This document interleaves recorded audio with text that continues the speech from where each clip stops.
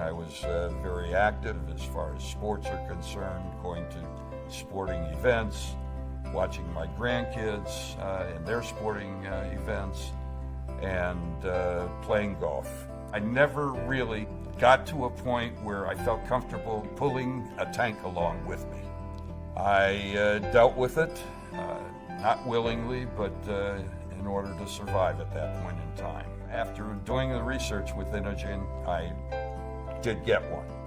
Previous to that, I was taking tanks with me. If I was in a lot of distress, I would probably have to turn them up and worry about the oxygen running out and how many tanks could I carry with me to prevent this from happening. With the Inogen, I could go through a whole round of golf and not use a full battery and still have enough left to drive home, come home and charge the battery up, and we're ready to go again. I don't have to worry about running out of oxygen, which is certainly a big concern when you have COPD.